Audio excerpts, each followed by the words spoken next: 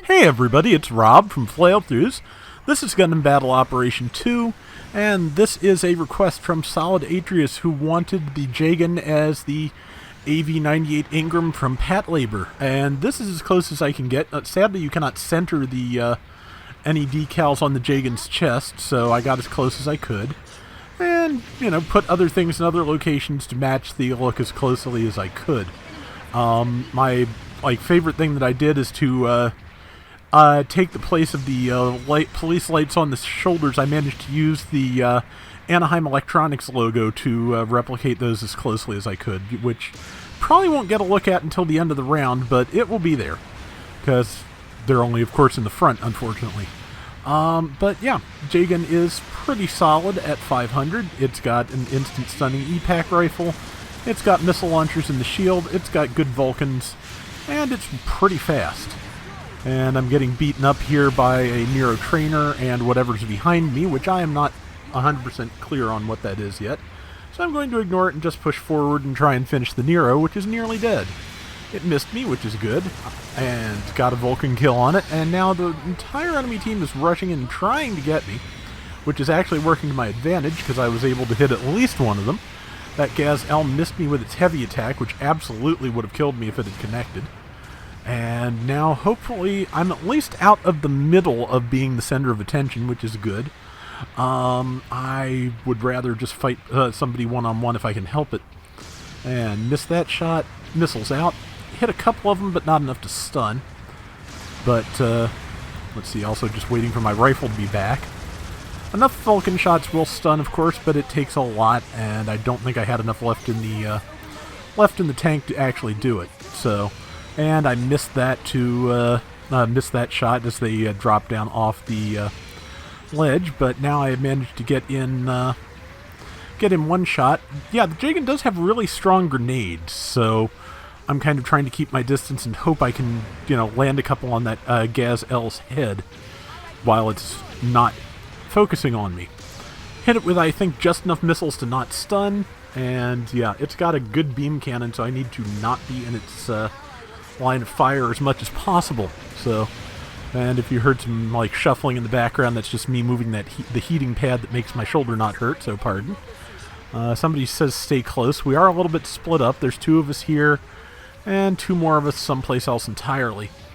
So, but yeah, I'm gonna go see what my 684 hit points worth of anything can do to help with help against this side, which more if I could actually hit my shots there. But pretty good damage. Gonna Vulcan that Doga, and hopefully I don't get hit. I did not get hit somehow. So yeah, I am, and managed to stun that Mark II. Trying to get a grenade on it, did not do. See, I think that is the Gaz that on the other side being mostly back to full health because it got killed.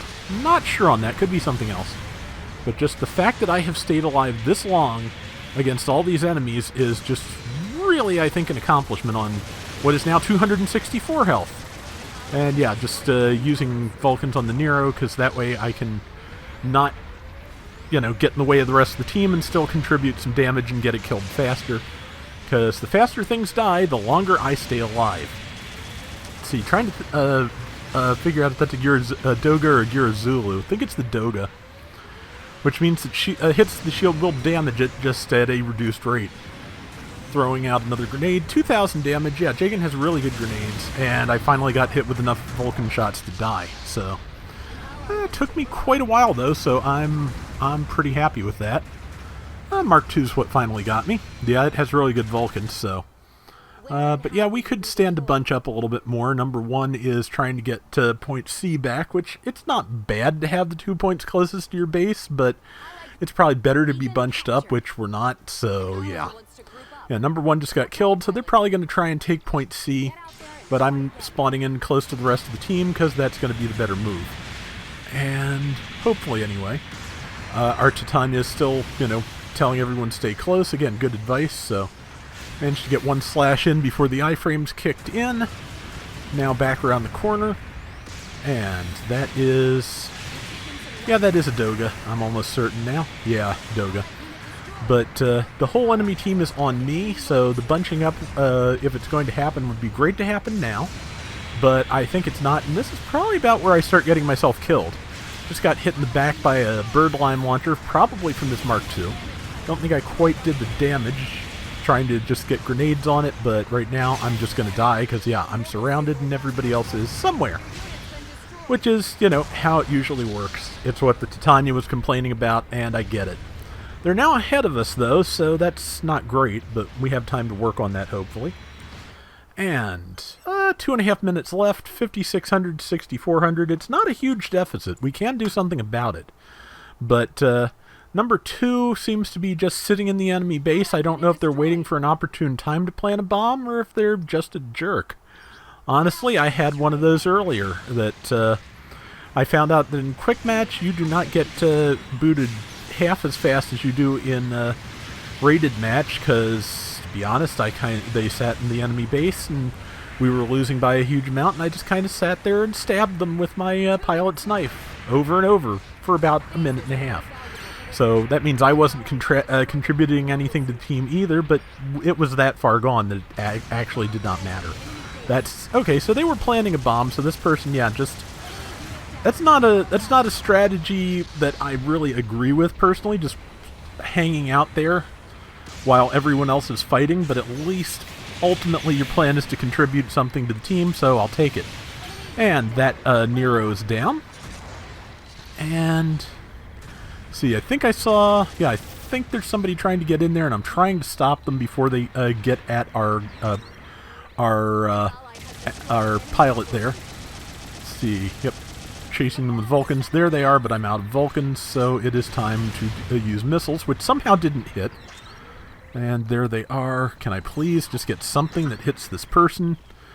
And no, I cannot. So I am trying my best and hoping, but yeah, it's not really happening. The good news is that I seem to have held them up long enough that they don't have time to defuse, so we are now at 11,424 to 7,025, so that's better.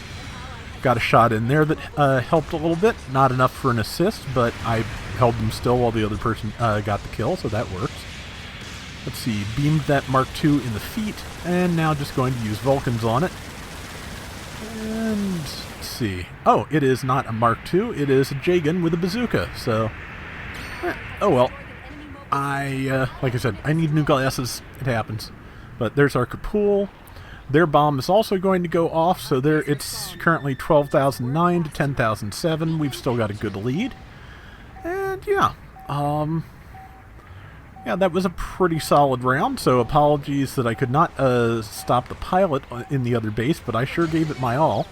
And ultimately we did win, so it worked out. And let's take a look at the various final scores and the like. And yeah, now you can get a little bit better look at the deco. I think I got about as close as I can. Yeah, top score at 3,600, 600 assists, 77,000 points. And I think I only died twice? Yeah, twice. So that was pretty solid. And that is going to do it for today's Gundam Battle Operation 2. Hope you enjoyed the round. And until next time, everybody take care and have fun. Later! Patlabor is another one on my big list of stuff I want to watch eventually. I got the Blu-rays, it's just a matter of, you know, sitting down with them, which is kind of where it all falls down generally in my plans to watch a bunch of shows.